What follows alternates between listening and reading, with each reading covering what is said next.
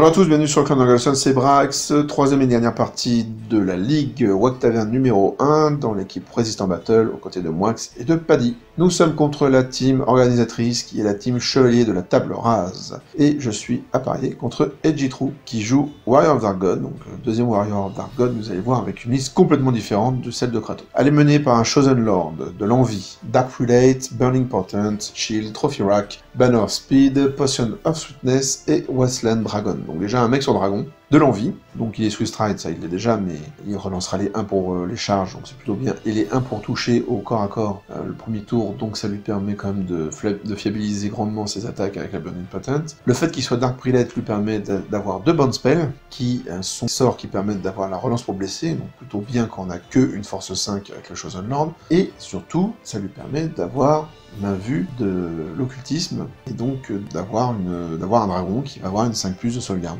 invulnérable. Et ça quand même, c'est très très fort, surtout contre moi. Le build total, peut-être à revoir quelques trucs, et encore, parce que la bannière speed aussi, ça... Je veux dire, son dragon est très bien pensé, je trouve. Vraiment super bien pensé.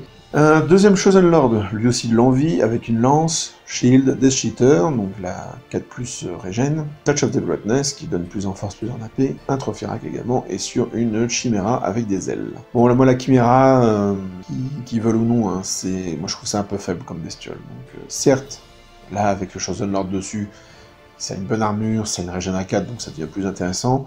C'est une petite bestiole qui vole, se cacher derrière le dragon, enfin bon, voilà, il y a des choses à faire, mais je reste quand même sceptique sur la Chimera en règle générale. Un Sorcerer Wizard Adepte de l'alchimie, avec une paire d'armes, une armure de plate, l'Alchemist Alloy, et un Binding Scroll, évidemment. Donc on a 17 Warriors, état-major complet, pour les bases, 2x8 Barbarian Horsemen avec musicien, Great Weapon et Shield, 2x5 Warhound, un Battle Shrine, une Chimera solo, sans elle, et 2 Feldrake Elder avec Parade Weapon. Donc vous voyez une liste monstre, hein, parce qu'il y a quand même 1, 2, 3, 4, 5 monstres. C'est autant de... Il y a beaucoup de cibles pour mon canon, mais il y a presque trop de cibles, du coup.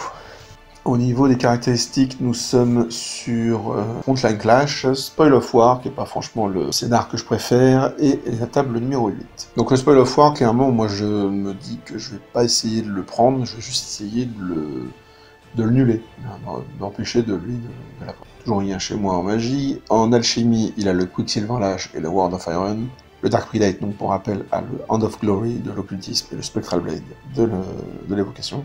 Hand of Glory, il est bon de savoir que le Dark Prelate est considéré comme l'ayant lancé en version améliorée, sans avoir à sacrifier quoi que ce soit, quand même assez intéressant. Et Battle Shrine choisit le Hellfire, donc c'est l'héréditaire, le Blast Force 6, AP0. Toujours pas de grudge, et je m'estime à un 13. Je pense que je vais faire plus de dégâts que lui à distance et qu'on va annuler le scénar, tout simplement.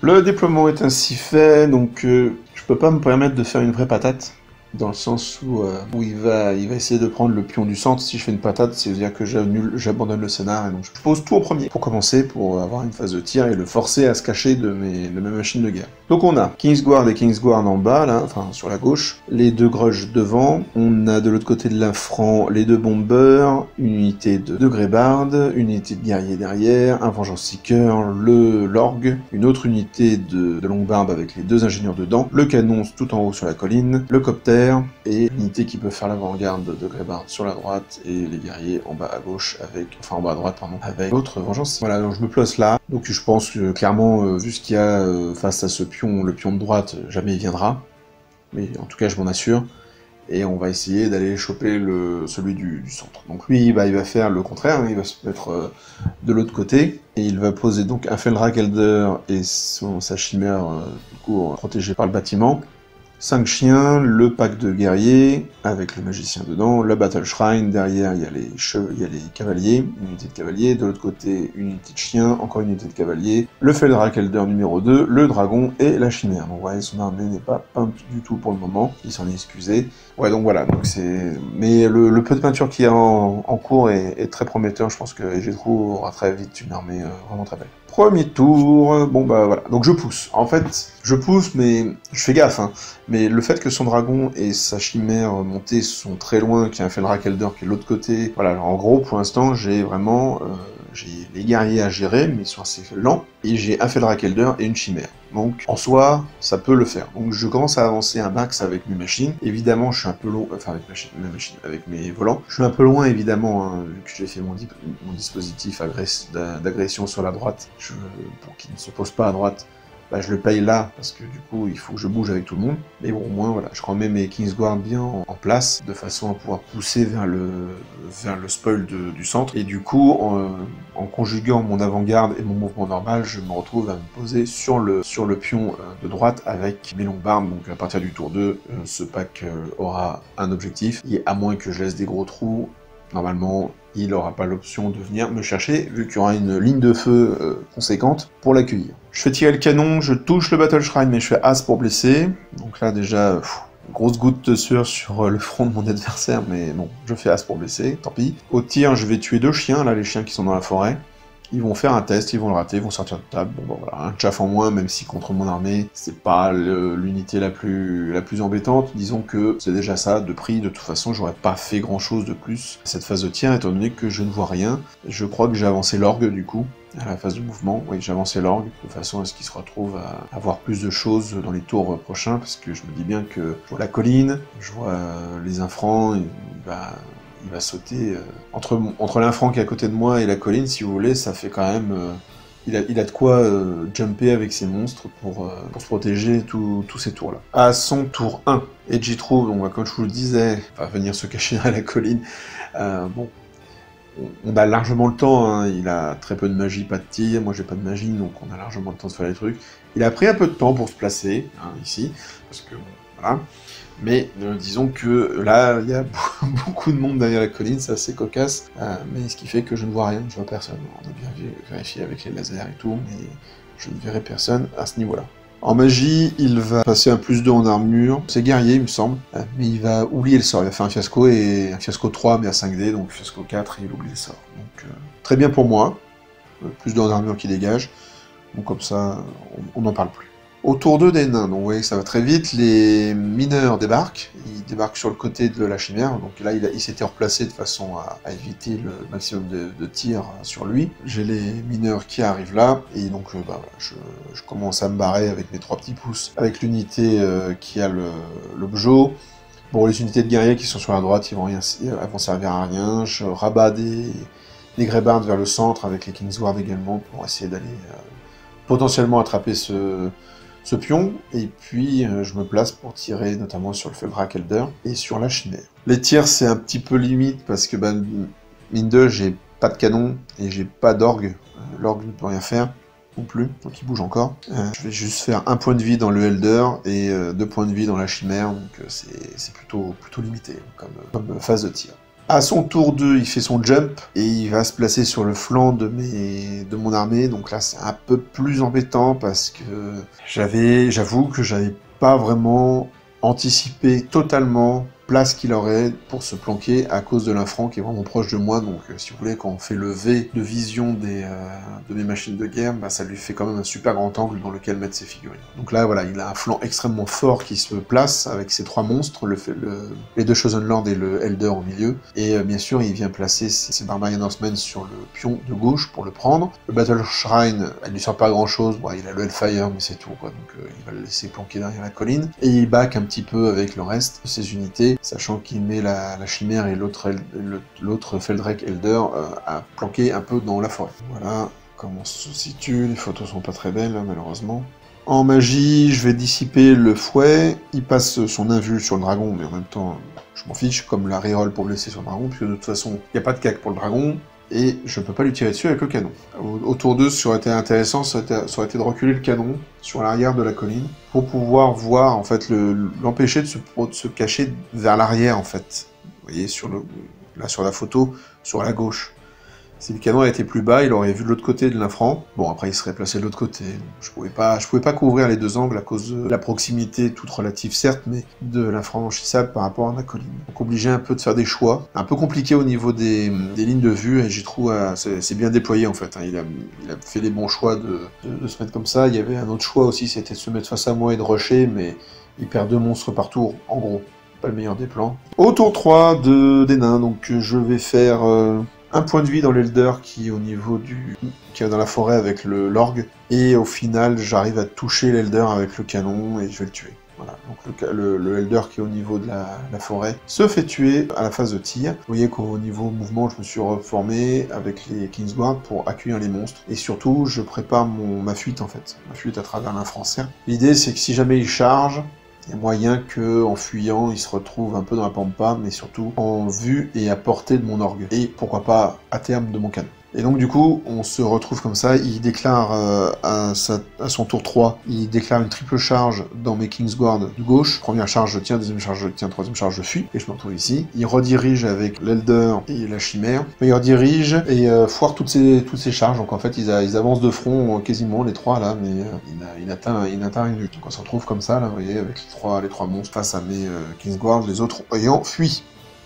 J'ai réussi mes tests divers de terrain. Au tour 4, donc vous voyez ça va super vite. Je calcule là, je prends 2 minutes là quand même, et je vois que mes Kingsguard en fait passent entre les deux monstres. Et donc je charge l'Elder avec les Kingsguard. Je me dis que c'est le monstre le plus faible des trois, parce qu'il n'y a pas de cavalier. Et puis c'est surtout que si je l'atteins et que je le tue, ou que je le fais fuir et que je le poursuis, et bien je me retrouve hors de portée, enfin hors d'arc de vue des deux monstres. Ce qui serait quand même vraiment pas mal. Donc je le charge en ayant à la tête qui va bien sûr pouvoir fuir, ce qu'il fait. Donc il décide de fuir. Il fait 12 en fuite, donc il se retrouve vraiment de l'autre côté. Donc un Elder qui va plus faire grand chose de la partie. Je rappelle qu'on est tour 4, donc même s'il se rallie à son tour 4, il commencera à bouger au tour 5. Et je redirige dans le dragon, je réussis ma redirection, mais pas ma charge, et lui il décide de souffler en contre-charge. Il va me tuer 4 Kingsguard, ce qui est pas mal. Bon, moi comme je me disais, je préfère qu'il utilise son souffle ici, alors que j'ai une 3+ de sauvegarde, plutôt qu'au corps à corps où ça va lui donner des points de résolution. Mais bon, là, le fait est que j'ai raté ma charge, donc c'est tout bénef pour lui. Sur la droite, comme vous le voyez, là, il y a la chimère qui est au contact avec...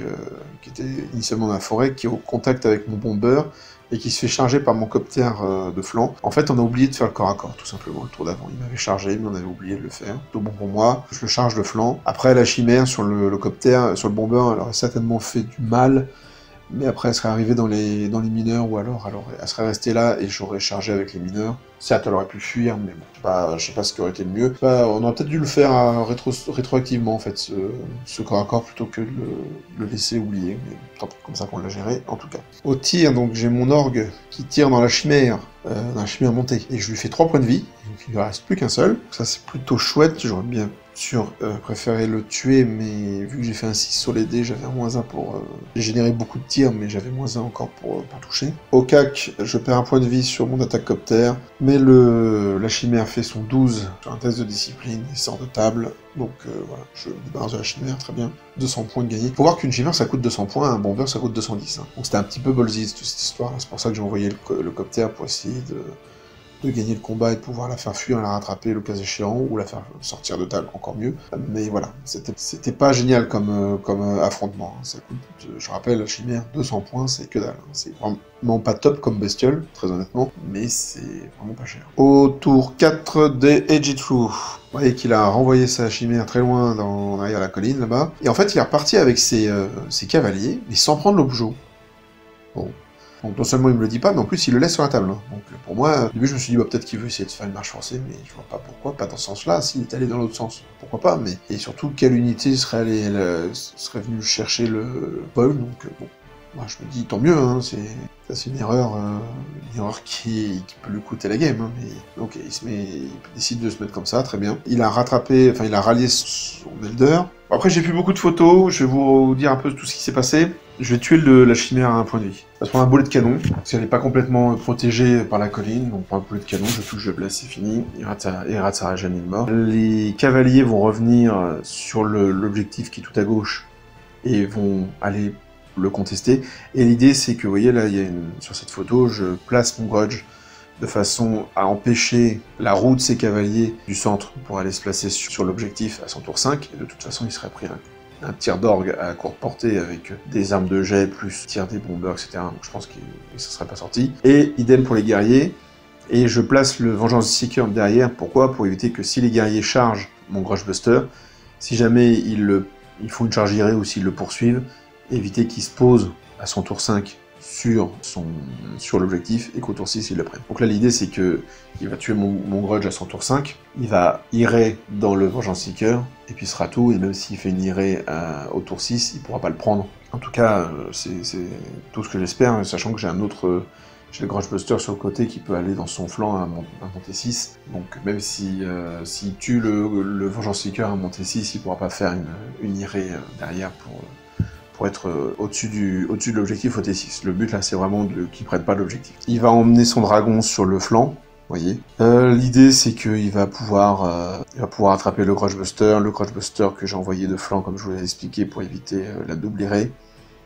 J'ai avancé, vous voyez, mes hélicoptères sont dans des positions un peu spéciales. Bon, j'ai essayé de prendre la moitié des cavaliers du milieu, ça n'a pas fonctionné. Et alors l'idée est simple, c'est que certes, à son T6, il pourra prendre l'objectif à gauche de la table. Mais en fait, je vais avoir mes tirs dedans. Et si j'en tue 2, il fait un test. À 8 relançables, certes, mais il fait un test. Et s'il le rate, il s'enfuit et il lâche l'objet. Et s'il s'enfuit et qu'il lâche l'objet, ben, il n'y aura pas d'objet de prix et donc je peux gagner le spoil. Le problème c'est que pour ça, je mets en danger un bomber, un copter, que évidemment je vais faire mes 2 morts, mais il va réussir son test. Donc il prendra l'objet. Et à son T6, le copter va devoir affronter le Battle Shrine, l'Elder qui s'est rallié tout à l'heure va attraper le bomber. J'aurais pu fuir avec les deux, mais pas trop d'intérêt. Le corps à corps au milieu, le dragon, va bien sûr découper le Grudge Buster. Au moins il aura utilisé la Burning Patent. J'arriverai pas à tuer le sorcier, vous voyez que le Vengeance Seeker s'est mis au niveau du sorcier, mais j'arriverai pas à le tuer, je vais me faire tuer avant. Mais toujours est-il que j'aurais préservé le spot. Donc voilà, c'est à la fin, je perds pas mal de points. J'ai perdu mes 2 Grudge Busters, un Vengeance Seeker, un Copter et un Bomber, mais au moins je l'empêche d'avoir le scénario. Au final, et je prends la moitié des guerriers, ce qui est pas négligeable en termes de points. Et je pense que c'est plus rentable au final que de lui laisser le scénario et de back avec tout le monde. Bon, après, j'ai pas fait les calculs, donc je peux pas vraiment vous dire si c'est vraiment efficace ce que j'ai fait. Mais je pense que si, quand même. Je pense que si. On compte les points, et donc je suis à 12-8. J'ai une petite avance sur la page. Je suis à 12-8 en termes de points, j'ai personnel objectif, et donc du coup ça reste un 12-8 pour moi. Je suis plutôt content. La table ne pas franchement aidé en termes de capacité pour ces monstres à jumper. Il est clair que sur d'autres tables qu'il y avait, notamment, j'aurais pu me déployer sur une partie où il y a un No Man's Land, et là par contre ça aurait été beaucoup plus compliqué pour lui de m'agresser avec ses monstres. Lui a fait pas mal d'erreurs aussi, il le dit lui-même, hein, de placement, de choix de déploiement, avec les monstres qui étaient beaucoup trop proches là derrière la maison, j'ai pu aller les chercher, donc la chimère et son Eldrake c'était compliqué, mais normalement, il aurait dû le faire en 2 temps, jumper derrière la colline avec ses volants, puis se mettre à couvert de mes gros tirs grâce à l'infrant, et après placer ses autres monstres derrière la colline, et puis voilà, m'empêcher de venir sur le centre.